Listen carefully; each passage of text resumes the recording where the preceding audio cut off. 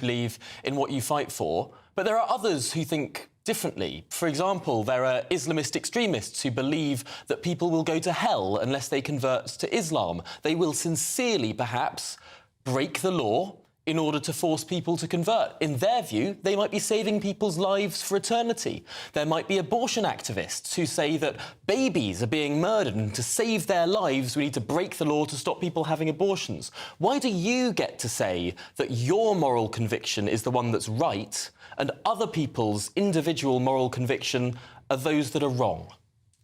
So what's really integral to the Just Stop Oil campaign is the fact that it is a non-violent campaign. That's what separates us from the examples that you've just given. We're absolutely dedicated non-violence, both as a tactic and as a principle. So though we might be breaking the law... If individuals take it upon themselves to break the law for whatever their course is, surely the way that we decide what society wants in general is democratic and within the law. Well, of course, we know also that protest is absolutely integral to maintaining and upholding a democracy, and in particular, non-violent protest. I mean, I really can't express to you how severe this situation is, and I'm sure you know this. I'm Michelle Dewberry, and I'm not here to tell you what to think. I'd much rather hear what you have to say. So, send in your opinions to gbviews@gbnews.com. Keep them clean, and you never know, I might read them out. With my panel here on Jubes & Co, we debate, we get stuck into the issues of the day on a show where all views are welcome, especially yours. GB News, the People's Channel, Britain's news channel.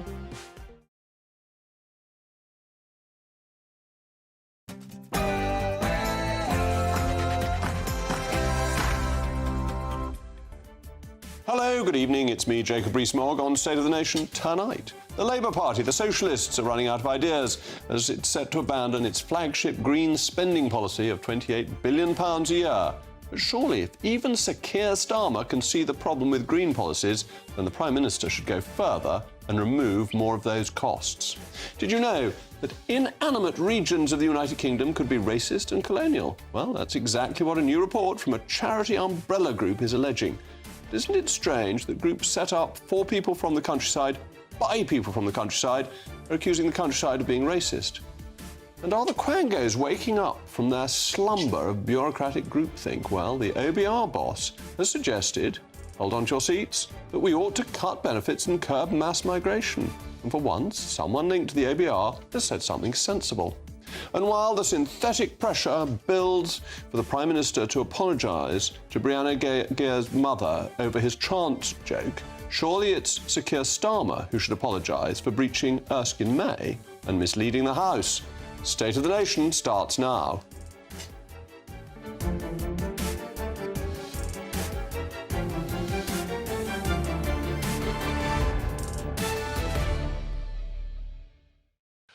I'll also be joined by my most intellectual panel this evening, GB News' senior political commentator, Nigel Nelson, and the deputy editor of Conservative Fame, Henry Hill. As always, I want to hear from you. It's a crucial part of the programme. Email me, mailmog@gbnews.com. But now it's what you've all been waiting for, the news of the day with Polly Middlehurst.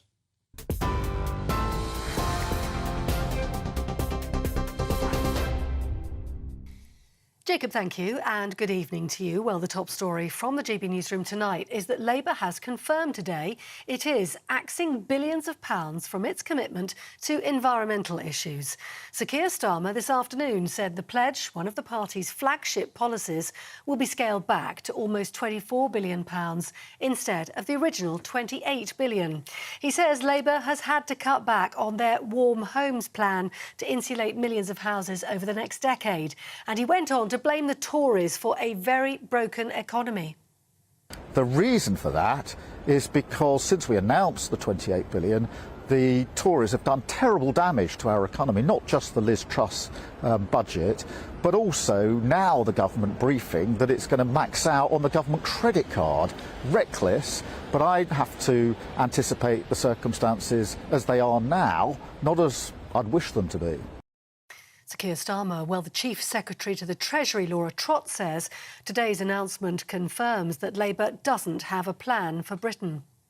For months, Labour have been saying that their 2030 energy policies are going to cost £28 billion. And all that's happened today is that they confirmed that they don't have a plan to pay for that. Not having a plan inevitably means imposing higher taxes on working people, and that is why Labour would take Britain back to square one. Laura Trott. Now, armed police searched 2 addresses in Newcastle today in their hunt for chemical attack suspect Abdul Azidi. It's understood the search warrants included his place of work, but no arrests were made. Azidi is believed to be suffering from severe facial injuries, which police say could be life-threatening if left untreated. The last recorded sighting of him was near Vauxhall Bridge in London, just after 11 o'clock last Wednesday evening. Protesters who cover their faces to avoid arrest could face tough penalties under new laws announced today. Demonstrators would also be blocked from climbing war memorials or letting off flares. Citing the right to protest will no longer be an excuse for causing disruption as the Home Office seeks to crack down on what it's calling dangerous disorder. Critics say the new powers represent a threat to civil liberties. The minimum unit price for alcohol in Scotland is to be raised from 50 pence to 65 pence. That means shops in Scotland won't be able to sell a bottle of wine for less than £6.09. The price hike will be subject to parliamentary approval and won't take place until the end of September. The Deputy First Minister, Shona Robertson, says it shows Scotland remains world-leading in improving public health. And finally, Queen Camilla has described King Charles as doing extremely well under the circumstances following his cancer diagnosis. Queen Camilla said her husband, who's undergone his first bout of cancer treatment earlier this week, was very touched by all the messages of support he's been receiving from the public. His Majesty has been spending time at his Sandringham estate in Norfolk after postponing all public-facing duties on the advice of his doctors. For the very latest stories, do sign up for GB News Alerts by scanning the QR code on your screen or go to gbnews.com/alerts.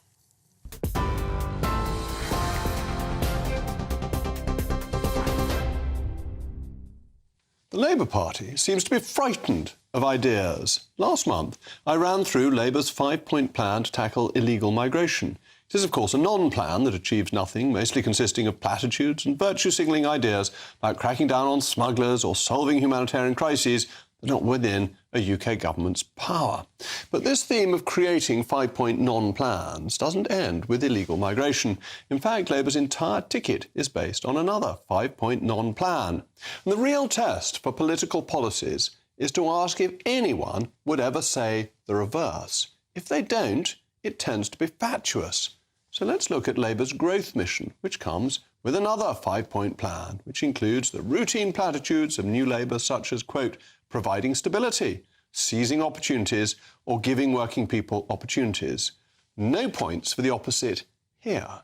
Then there's the plan to switch on Great British Energy. But in recent developments, there may not be any money for this. Then they want to get the NHS back on its feet, including improving cancer survival rates and providing more care in the community. But who is going to say that they don't want to improve cancer survival rates? Fourth, they want to take back our streets. But again, is there anyone calling for the streets to be abandoned? Fifth is breaking down barriers to opportunity as ensuring that there is, quote, a world-class teacher in every classroom. When did a political party last call for there to be a complete dud in every classroom?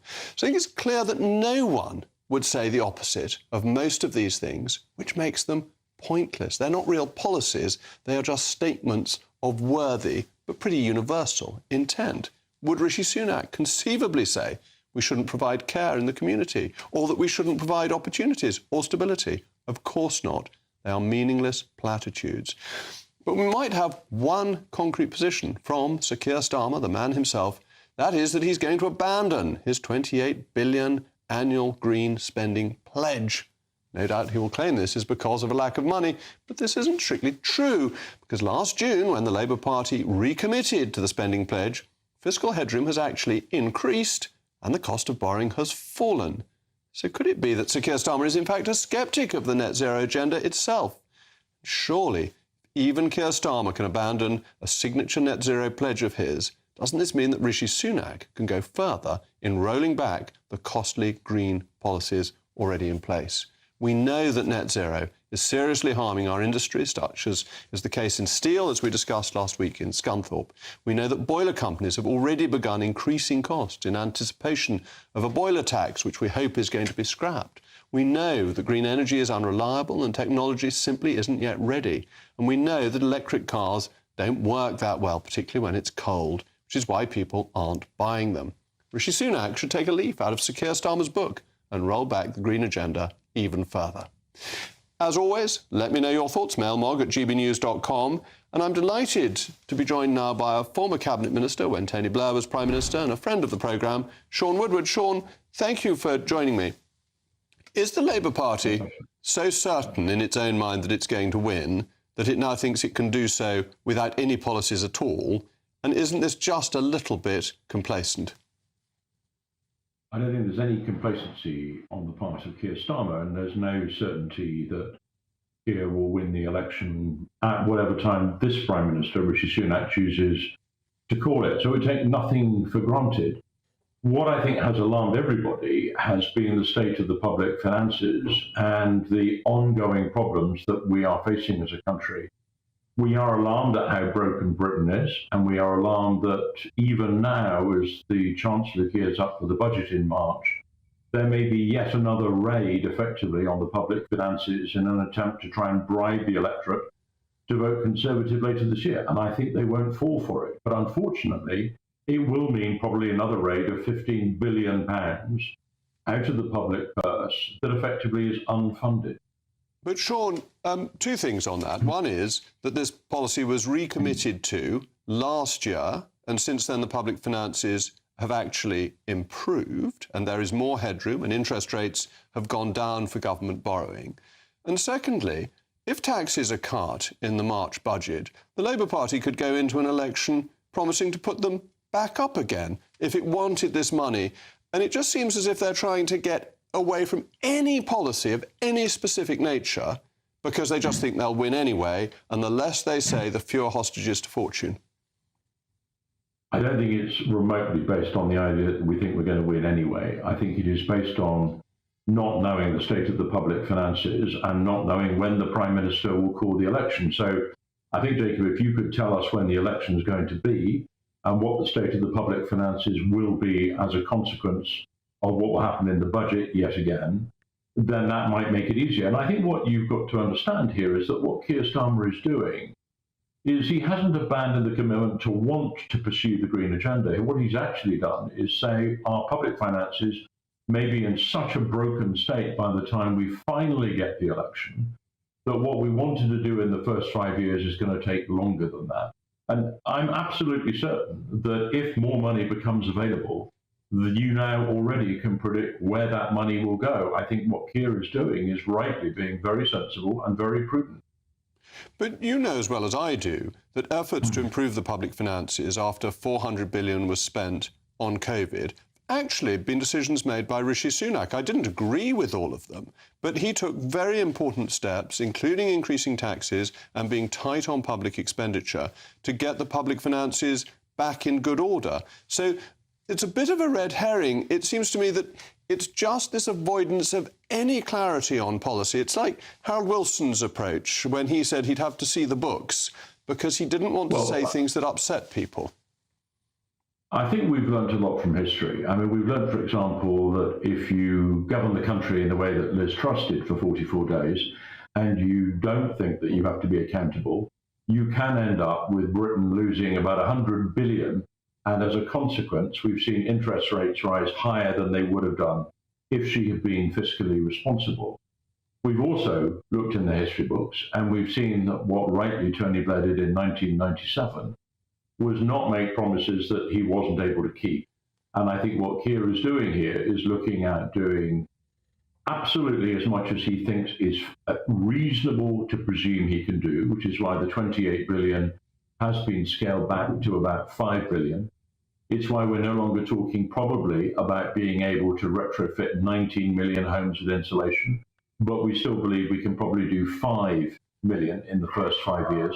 And there are other examples as well. But again, Jacob, if we have more money available without having to borrow the money over the 5-year cycle, if debt is falling as a percentage of our economy, then you should expect Keir Starmer to do a great deal more. It's just that it may not because of the broken state he will inherit if he wins. Dare I say, rather better than we inherited from Gordon Brown. It'll be a lower deficit in nominal, let alone real terms, than in 2010. But is it actually copying or learning from what happened in 1992, when Neil Kinnock and John Smith were very clear about what they wanted to do, and when people know what Labour wants to do, they vote Conservative? No, I think what's very clear at the moment is that the country wants the current government gone. And as you know, many of your colleagues in the Conservative Party realistically are probably not going to be there this time next year. And with that, if that happens, and I say if it happens because you take nothing for granted, Keir Starmer will form a government, probably with a significant majority. But having a significant majority doesn't necessarily mean you've got a significant amount of money to spend in the bank. And then what he is doing is adjusting people's expectations. I don't think he for 1 minute wants to cut back on this as a matter of choice. He just recognises that there is so little left in the bank, and this government may yet spend more before they're finally forced into calling an election, in which case he's only got what's left to spend. Well, Sean, thank you very much for joining me. Always a pleasure to have you on. But with me now is a great friend of the programme, Donica McCarthy, the director of the Climate Media Coalition. Donica, you are good to come on because you can't be very impressed by what Keir Starmer's done, that he's moving away from the green agenda because it's too expensive. I think it's a disappointing day. We've lost this battle, but the war will still go on.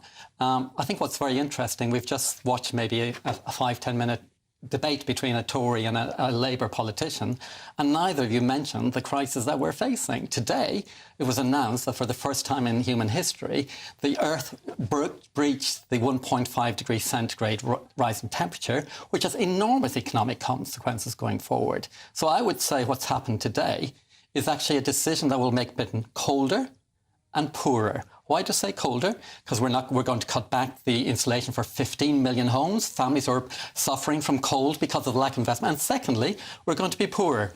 Why are we going to be poorer? The CBI and the British Chambers of Commerce have both said, and a former head of Siemens has said, we need to be investing, not spending, on the new agenda if we're going to actually successfully expand the economy and compete internationally. But actually, the thing that has made economies grow historically has been cheap energy. There is a supply of cheap energy if we were to start fracking. The US economy has done very well on the basis of fracking and indeed lowers its emissions.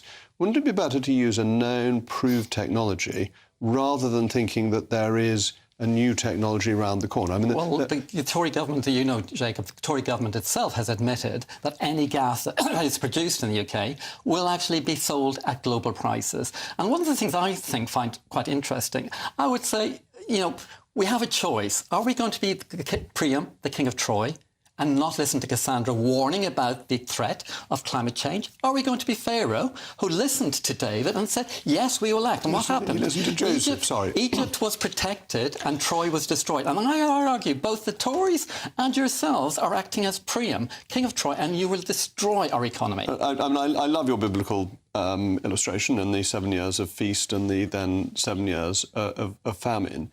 But we have seen historically that cheap energy drives economies, that technologies may come through, but then the market will provide for them. And if we currently go down the route we're going of costly green policies when other countries aren't doing it, we just make our country cold and poor, whilst China and India are carrying on emitting, and it makes no difference to the Paris Accords and so on. In the last 20 years, Britain has cut its carbon emissions by 50% because we targeted the most polluting fuel, which is coal. And our economy is expanded by 80%. It does not mean that if you actually tackle carbon that you will actually have impoverish your economy. I think it's really important we do both. We look after the environment, we look after make sure poor people haven't got high bills. And at the moment, Jacob, the most cheapest energy is renewable energy. And one of the problems that why it's not coming onto the market is because the privatised national grid is failing to allow that cheap energy to be connected to the grid. And they've made £4 billion profit last year. But and failing in first their of all, function. On the economic growth we've had, absolutely we've had some growth, but compound growth is lower than historically we've achieved, and therefore we have reduced our average growth rate because we've been reducing emissions. And you talked about the grid. There's huge protests going on in Lincolnshire where they are going to face vast pylons being built to bring this electricity in to the country. So in Norfolk. And in Norfolk. Yeah, but have you looked at the map of Norfolk? This is the risk. You destroy the environment for a theoretical environment. So you make England ugly because you're worrying about a theory around carbon dioxide. No, this can't be sensible. A theory. Well, it's certainly a theory. Well, you don't actually accept the science. I accept the theory, but it's still only a theory. No, it's still only a theory. No. It's a theory no, that it's not a theory. It is. It's actually... Sorry, in the 1950s... It's a theory that is still widely accepted, but it's not a theorem. It hasn't been proved beyond all doubt. You know that perfectly well. You know, Jacob, I have done a science degree. Yes, and you know the difference. Nothing is proven beyond doubt. Well, some things are. They become theorems. Not even gravity is proven beyond doubt. But they become theorems when they're absolutely proven. Therefore, when we're talking about science, we're looking at the oil companies. But in scientific terms, it is a theory. You do accept that. Look at the oil companies. Look at the oil companies. 30 years ago, their scientists said, if we don't start cutting carbon emissions, we will start facing a significant threat to our economies and to the... And what they predicted is exactly 1.5 degrees is exactly what the oil companies predicted. But their scientists... But hold on, their scientists also said we were at peak oil and we were about to run out of oil, and we've got plenty of it, and it's cheap, and we should use it. Thank you very much to Donica. Coming up next... Did you know that the countryside is racist and colonial? Plus, did Sir Keir Starmer mislead the House yesterday?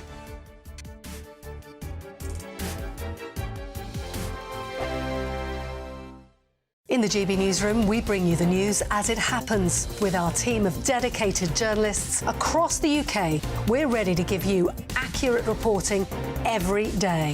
When the news breaks, we'll be there with bulletins on GB News, the People's Channel, Britain's news channel. Lee Anderson's Real World, Fridays from 7 p.m. Dr. Jane Jones, who's the clinical lead for Care After Combat. Yep. Jane, thanks for coming. And just tell me a little bit about your organisation. What do you do? OK, well, thank you for having me here so we can talk about Care After Combat. So we are an organisation, a charity, who work into the prison system, working with military veterans who've somehow got involved with the justice system. And so there's quite a high population of ex-servicemen and women in our prisons. Why is that, do you think? So 2014, the government did a review of who was resident in UK prisons, and what they found were that military veterans are the highest occupational group, and this obviously raises some concerns. Yeah. So the government wanted to do something about that, and so they supported Care After Combat initially just as a scoping exercise, really, to see if there was any way we could help these men and women actually, understand the problems that led to offending behaviour and go on to lead successful lives. So what sort of offending behaviour are we talking typically for people that's in prison that's actually served in our armed forces? Primarily, it's violence. Yeah. So that is the highest offence that we work with. Okay. But of course, the military, as with everybody else, it's the full range of offending behaviour. OK, so we're in a pub, Jane, Dr. Jane, and I guess for some people, the odd tip of alcohol is good, a bit of fun of a weekend, relax, let your hair down. But for some people, alcohol is not always their best friend, and I guess that plays a part in some of your veterans that end up inside. Yeah. Absolutely. So, speaking from my own experience, a good 2/3 of the people I work with have some kind of mental health problem or mental health difficulty, struggling to either adapt into civilian life or with some of the traumas they've experienced during service. People might self-medicate with alcohol to manage some of those thoughts and feelings. Yeah. Your weekend starts here with Friday Night Live with me, Mark Dolan, 8 till 9 on GB News. Big stories, big guests and big laughs as we get you ready for a cracking weekend. That's Friday Night Live with Mark Dolan. Fridays 8 till 9 on GB News. Bring your own drinks. The admission's free. Have a great Saturday night with me, Leo Curse, on the Saturday Night Showdown. It's a crazy world out there, so come and make fun of it with me, my panel of comedians, and a couple of people who actually know what they're talking about. The Saturday Night Showdown is your front row ticket to the clown show every Saturday, only on GB News, the People's Channel, Britain's news channel.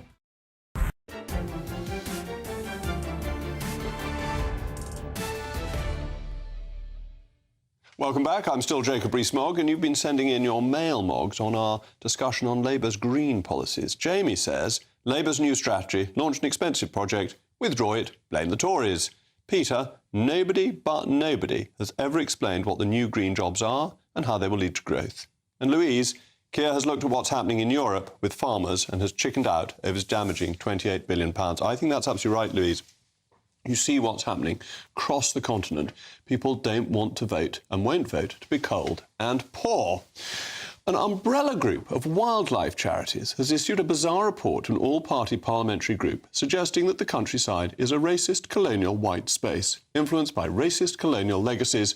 And before giving any more credence to these bizarre suggestions, it's worth mentioning that they came from organisations such as the CPRE, now known as the Countryside Charity, created by people from the countryside to serve people in the countryside, and yet they seem to berate and dislike the countryside.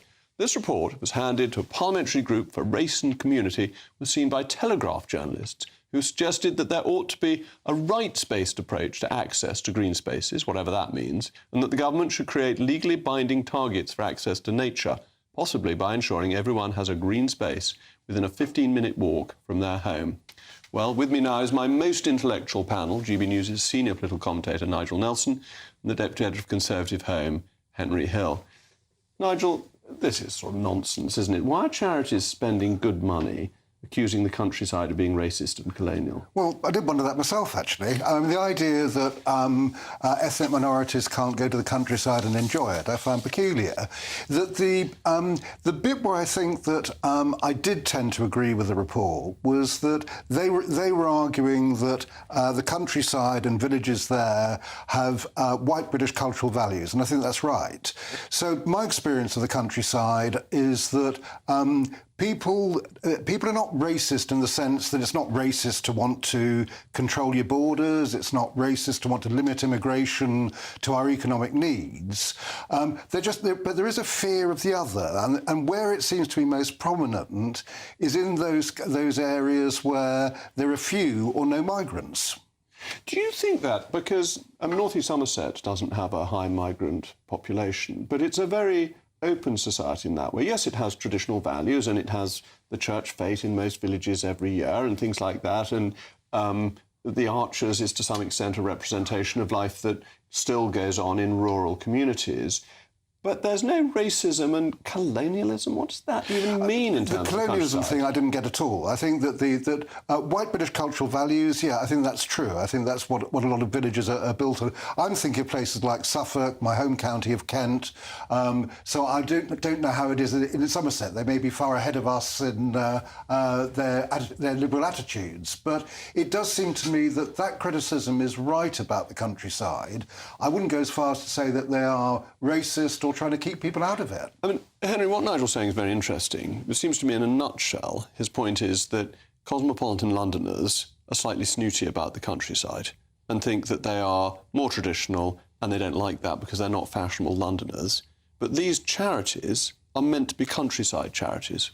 I do think there is a tendency for some people to be, oh, this place is different to where I'm from, big cities, and maybe not even quite as welcoming as it could be, but then impute that to racism, when in fact, if I went there or you went there and we weren't from around there, we might get some funny looks and, that's all fine. I think with the charities, it's because the charity class, they hire from the same group of people and they all move around these different charities. Charity jobs aren't especially well paid. And so you end up with this kind of very similar class of people running what are nominally very different charities. So you say the Countryside Charity was founded by people from the countryside, but it's not a collective, right? It's staffed by professional charities. And when something like this comes along and you have these hate academics or whatever it is, there's never going to come a point when those people are going to say, well, it's done. Mission accomplished, we're going to shut down my bit of the university and I'll have to go and do something else. So, of course, they're going to keep coming up with this. And therefore they have to have a cause. And they talk about, not in this report specifically, but as a general rule about diversity. The one thing they never have is any diversity of opinion. Well, quite. It's quite a dogmatic view that these places put out. But ultimately, if you set yourself up as a dragon slayer, you are always going to have an imperative to find more dragons to slay. And therefore, rural England has never been colonised. I think that's the word, right? Because racism You could argue it with evidence, maybe, but colonialism, it's clearly just they're throwing buzzwords in because that's what they do. Mind you, I suppose Wessex eventually took over Mercia and on, and we If that's what they mean, It'd that'd be wonderful, wouldn't it? Well, I quite like talking about Alfred the Great and how every good loyalists. thing in this country comes from Somerset. But they're then talking about access to the countryside and having green space within 15 minutes. So there's a great line about the parks being the lungs of London. That's not a bad point, is it, that people should have some green space that they can go to, as long as it's publicly provided, rather than this is trying to trespass on private property? Yes, absolutely. And the idea of actually being able to get to a green space within 15 minutes, good idea. So that part's fine. It's the bit about that people from ethnic minorities feel unwelcome in the countryside. That was the bit I found worrying. Even if it's a perception, it's worrying that they don't feel it belongs to them as well. I think it's quite offensive to my constituents, actually, who would welcome people from all backgrounds in the countryside who come in a law-abiding fashion and going across the footpaths, and they've been enormously welcome in the pubs and village shops, which, frankly, need the custom. And these high-minded, pious people are being quite rude to good people in North East Somerset who don't have racist attitudes. Well, I'd have to see the report to see if they're drawing on specific instances, but you can certainly tar with far too broad a brush, and this does sound as if it's very much like, well, once you stray beyond the borders of the M25, everything gets sort of misty and shadow-haunted and everything else. But the stuff on access to green space is remarkable. Because the Countryside Alliance, the Countryside Charity used to be the CPRA. You know the best way to make sure that people have green space within 15 minutes of their house? Build houses in the countryside. And that's the last thing they want. Reduce pressure on urban green space, build houses with gardens, build houses in suburbs and in the countryside. The CPRA hates any building anywhere. Ever. It opposes everything. They are the supreme Luddites. Anyway, they must come on the programme and tell me why they're such Luddites. This evening will be the first time a Western journalist, one Tucker Carlson, has interviewed Vladimir Putin since the war in Ukraine began in a potential propaganda coup for Putin. While few people in the UK will know of Mr. Carlson, in the United States he is something of a celebrity, as he used to be a Fox News host. The interview with the Russian dictator will be broadcast later. But will Mr. Carlson challenge him effectively? Will he ask the bloodlusting leader why in Bucha and Irpin there were men found shot dead and mutilated with bags over their heads and their hands tied behind their backs? Will he ask about abducted Ukrainian children, about the executions, the torturings, the sexual violence or the destruction of cultural monuments? I sincerely hope so, because the only justification for giving any airtime to a dictator is to challenge him. If it is a propaganda opportunity for Putin, then Carlson will rank somewhere between Stalin's useful idiots and Lord Haw-Haw. Anyway, thank you to my panel. Coming up, is it time to slash immigration and the benefits bill? The answer is yes, and the ABR amazingly has suggested it itself. Plus, should Sir Keir apologise for misleading the Commons?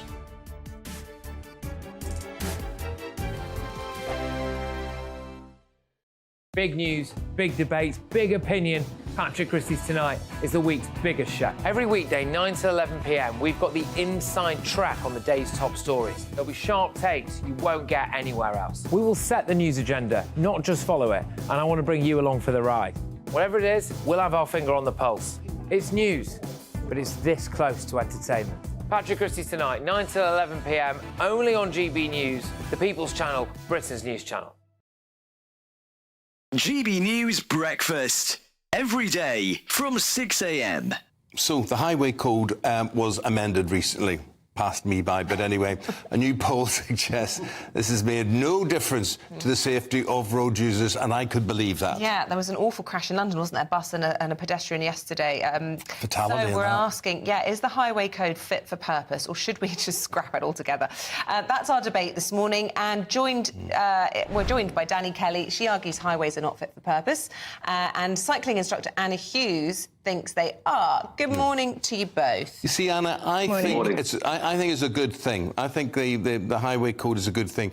I just don't think that any of us pay any attention to it, or we should all be tested on it quite regularly, I would have thought. We should have revision courses in it. Yeah, I think you just summed it up, Eamon, by saying the changes passed you by. I actually asked a few of my fellow cyclists and pedestrians, what is classified as vulnerable road users, about this very thing. I said, has the new highway code made things safer for you? And most people said, not at all. Drivers don't know what it is. They don't know what the changes are. They probably don't know what the rules are to start with. And as you've just said, doing refreshers is a really good idea. It's a bit bizarre that we're given a license to operate this quite dangerous machinery, and then we're never tested again, and especially not on the highway code, which is, especially when it changes, why wouldn't we be retested on that or have to do refresher courses on it? You know, there are conflicts on the road, there are fatalities. It makes sense to be aware of what the highway code says, because it is there to keep us safe. Yeah, Danny Kelly, when I think back, I think it was 1999 I passed my driving test. Hardly any bikes on the road then, to be honest, probably virtually none. I'm Christopher Hope. And I'm Gloria DiPiero, bringing you PMQ's Live here on GB News. Every Wednesday, we'll bring you live coverage of Prime Minister's questions when Rishi Sunak and Sir Keir Starmer go head-to-head in the House of Commons. We'll be asking our viewers and listeners to submit the questions that they would like to put to the Prime Minister, and we'll put that to our panel of top politicians in our Westminster studio. That's PMQ's Live here on GB News, Britain's election channel.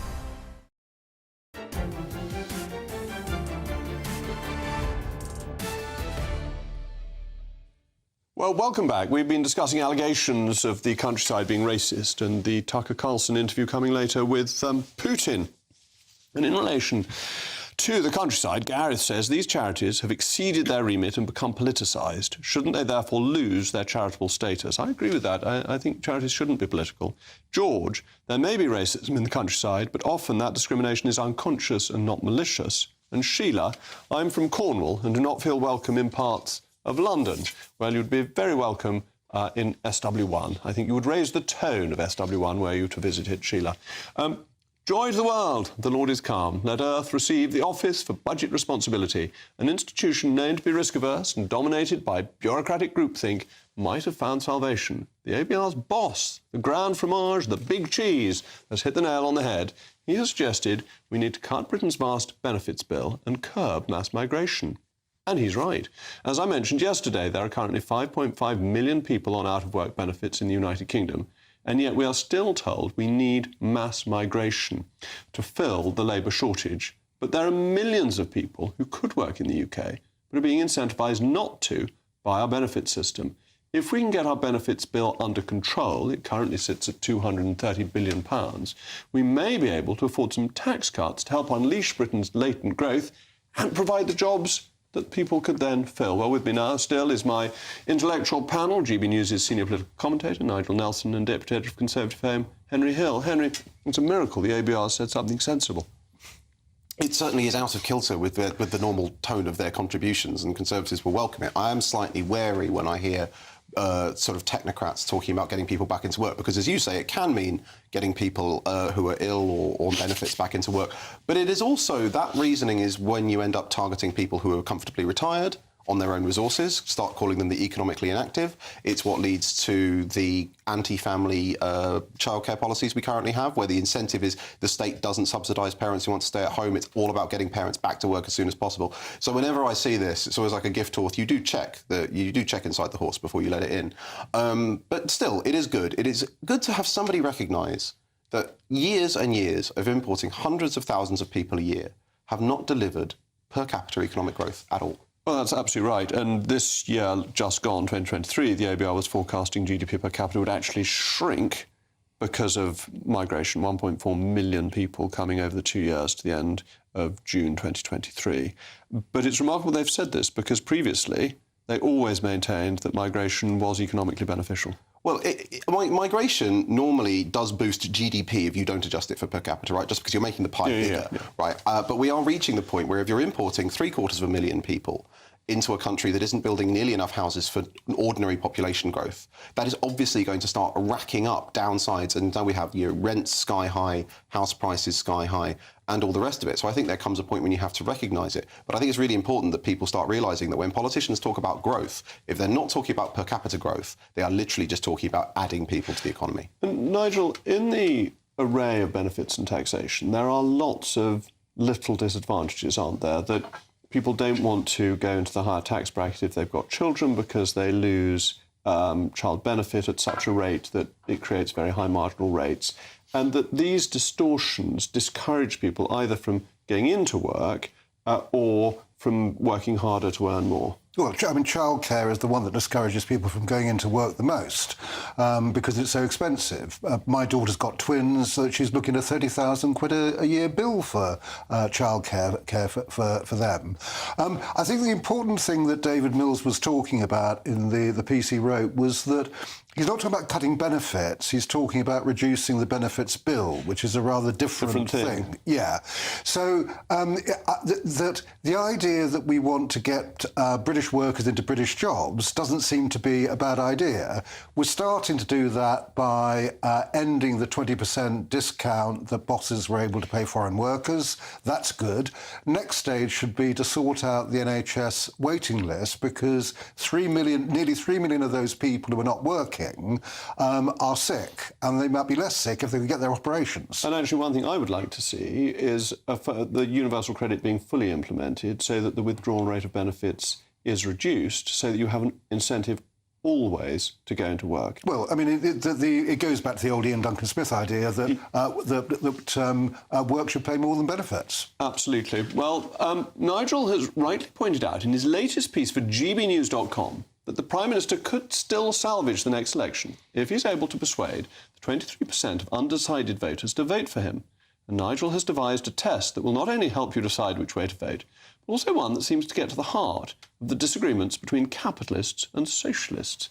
Nigel, what is your test? It wasn't actually mine. It was some American economic psychologists who devised it. And what they were looking at was fairness in economic behaviour.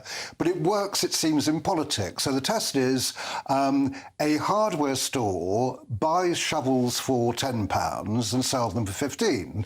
They're perfectly happy about the profit margin they get on that. When heavy snow comes, they put the price up to £20. The question is that fair? Henry, is that fair? I mean, I think it probably is, yes, not least because presumably it's getting harder to resupply that business and everything else. But they are a business in a market and they have the ability to raise prices. And that incentivises, crucially, more people to start selling shovels. You see, I agree with Henry. I think it's fair because everything is rationed either by queue or by price. And if you don't put the price up, then the first people who run to your shop, the fittest and the youngest, will buy all the shovels, and the old and the halt and the lame will be late. But the old and the halt and the lame may have the money to buy the shovel, which they may then employ the young to shovel with, and you create a flourishing economy if you allow prices to respond to market need. Well, but I bet you don't agree. I don't agree, no. I mean, you've made it very complicated there. No, I don't think it's fair. I mean, it comes down to the fundamental difference, I think, between me, you and Henry, that you're both Tories. My wife, for instance, doesn't agree with me on this one, that she thinks it's perfectly fair. She's a Tory. I've tried it on Tory MPs. They think it's perfectly fair. Tried on Labour MPs who don't think it's fair. The argument really is over how much intervention you have in the free market. We'll all agree that this should be a prosperous country, we should create wealth, but there should be certain controls on the way that is done. And my side would put more controls in than your side. Yeah, and another reason, though, I would allow the market to decide is this sometimes happens with petrol stations when there's a petrol shortage and they put their price up because there's a shortage. But if they're the village petrol station, they then lose their long-term customers who are happily paying 2 or 3p extra when they filled up per litre. Sorry, not to give it in gallons, which I probably should. But they alienate their customers. So the putting up of the price is not just, can I get more in today? It's also, what is my long-term business interest? And that, I think, is much better left to the market than to a regulator. Well, I mean, again, this is where we would disagree, that if, for instance, you take boardroom pay, it seems to me what would be right and fair would be that any pay rise in the boardroom should match that they give to the workforce. It doesn't. I'm not suggesting you cap boardroom pay. What I'm saying is that it would be fair if they did it that way. So where we differ is just how much intervention there is from the state. Free market is already regulated. It's not free. We know that. Employment laws, minimum wage laws, and so on, health and safety laws. But I think that my interventions are probably going to be greater than yours. All right. Well, thank you very much to Nigel and Henry. That was a very good question. Coming up, Rishi Sunak's under pressure to apologise for his trans remark, but surely it's Sir Keir who should apologise.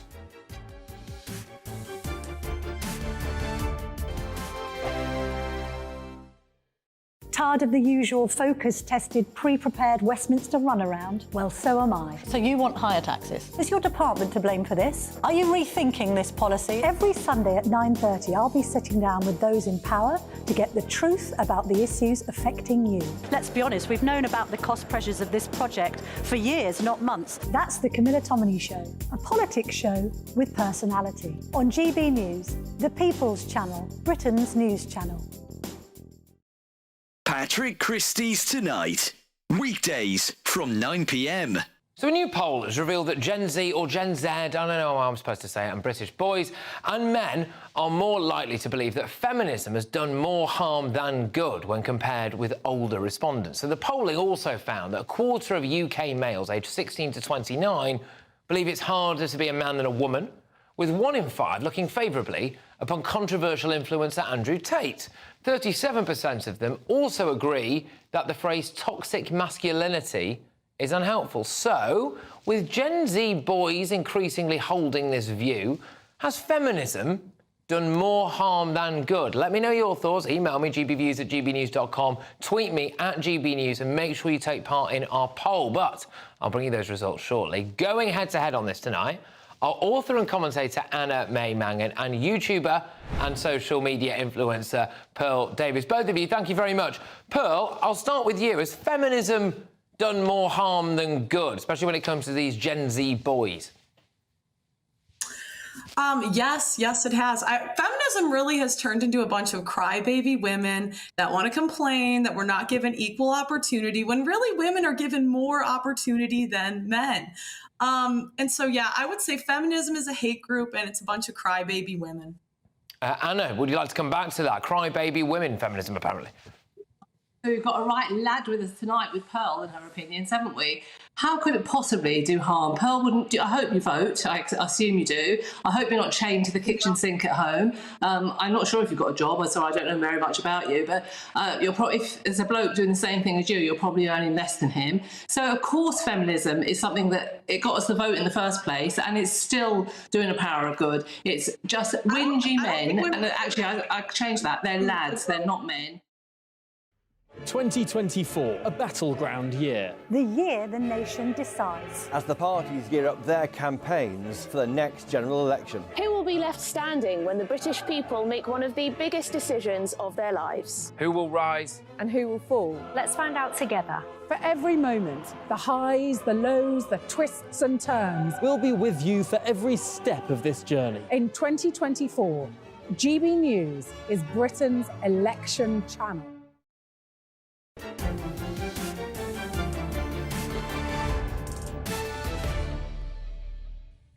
Welcome back. We've been discussing the OBR suggesting mass migration is too high and that the total benefits bill needs to be kept lower. And Terry says, Jacob, we have a generation of young people who've been encouraged by the BBC, that you may know as a competitor broadcaster, to believe they will make a comfortable living as footballers and pop stars. When most of them find this is not true, they expect the rest of us to make up the deficit. You know, I never thought I'd make either a footballer or a pop star, but there we go. John, I agree. There are people who don't want to work in this country, but I also know there are people who have been in this country since the 70s and 80s and still haven't bothered to get a job. Well, oh dear. The left's synthetic anger continues to mount on the Prime Minister as they call upon him to apologise to Brianna Ghey's mother after a quip he made yesterday at Prime Minister's Questions. There's a reminder of the exchange. Mr Speaker, this week the unwavering bravery of Brianna Ghey's mother, Esther, has touched us all. As a father, I can't even imagine the pain that she's going through, and I'm glad that she's with us in the gallery here today. Defining a woman, although in fairness that was only 99% of a U-turn. The list goes on, but the theme is the same, Mr. Speaker. It's empty words, broken promises, and absolutely no plan. Of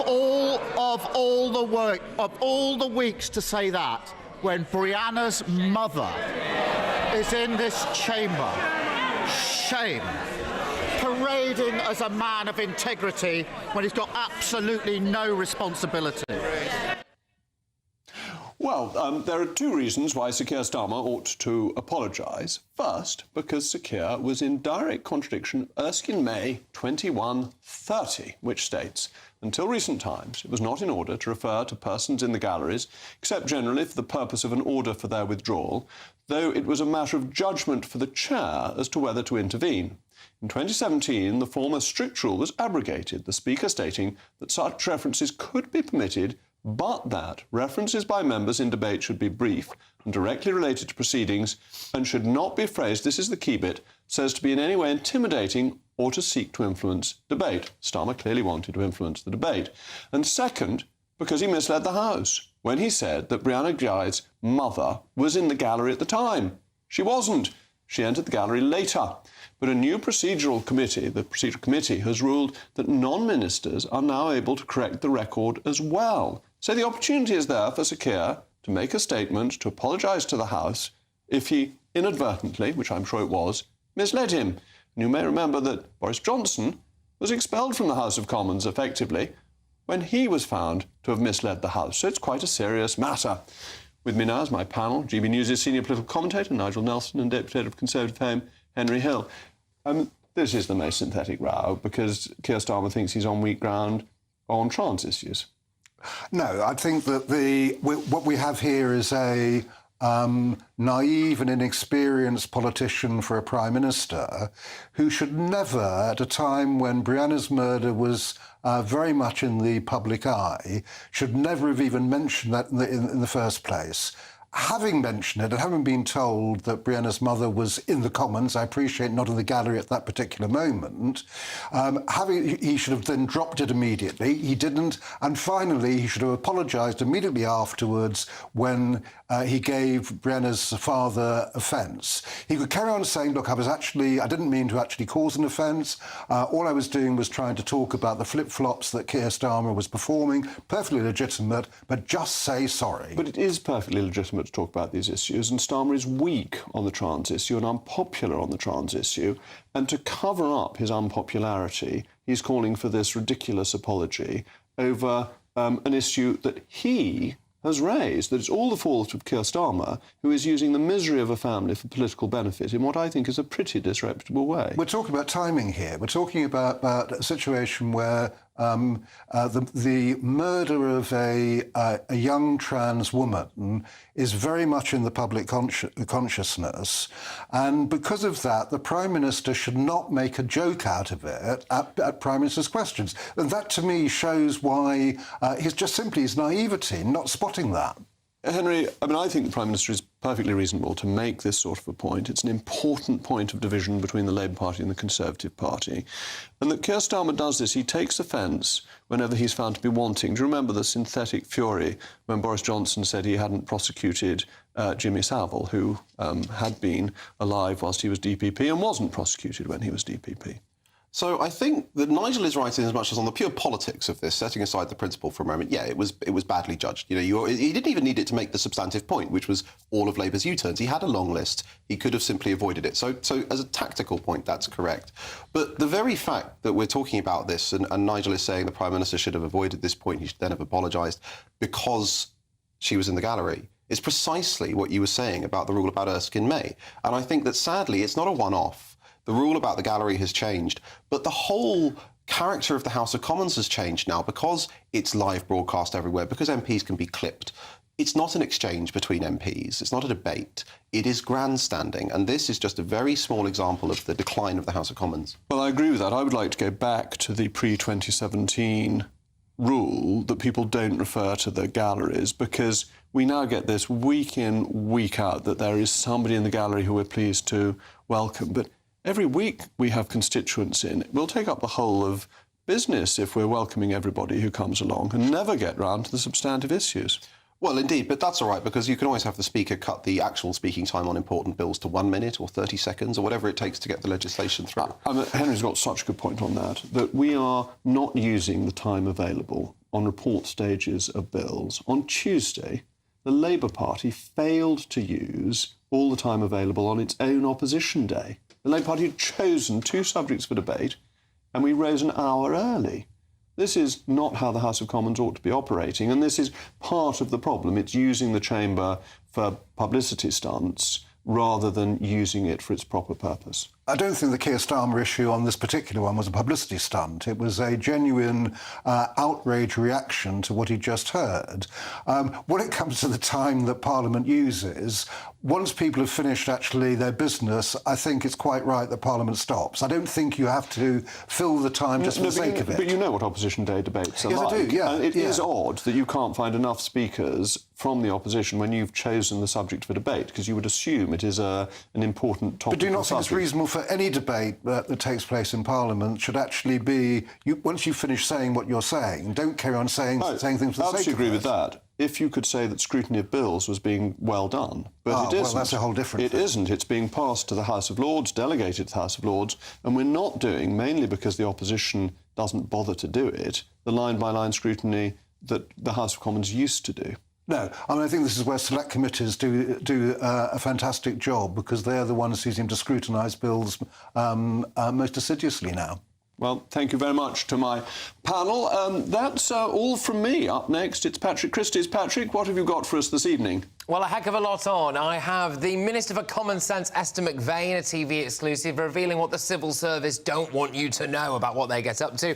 I've got a huge scoop coming your way as well about the Church of England and fake asylum seekers. Nigel Farage is on talking about our broken borders. And when on earth is Keir Starmer going to sack Ed Miliband? Or is Ed Miliband going to resign? If he was actually in power, he'd have to have gone over this environmental farce. I tear strips off them, and all that's coming your way very shortly. Oh, well, everyone will want to hear that. That's coming up after the weather.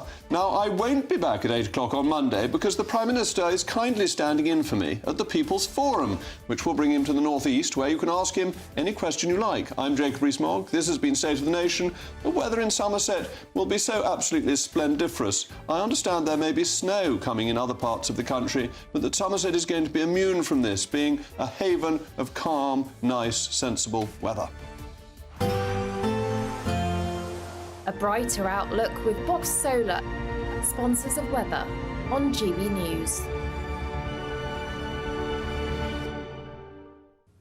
Hello again, it's Aidan McGibbon here from the Met Office with the GB News forecast. Hill snow continues in the north during the next 24 hours. Spells of rain at lower levels and further south across the country as milder Atlantic air starts to take over. That's been pushing up against cold Arctic air in the north, and in between we've had a spell of rain, sleet and hill snow. Some significant snow continues to build up from the Peak District into the southern uplands and also for the tops of the hills in Northern Ireland. Could cause some disruption overnight in places, but elsewhere, well, really at lower levels it's rain, and certainly in the south, a very mild night to come, 10 Celsius with heavy showers for parts of Wales, the south and southwest. Those continue during Friday, further bouts of rain or showers moving through parts of England and Wales, some brighter interludes at times, but a gust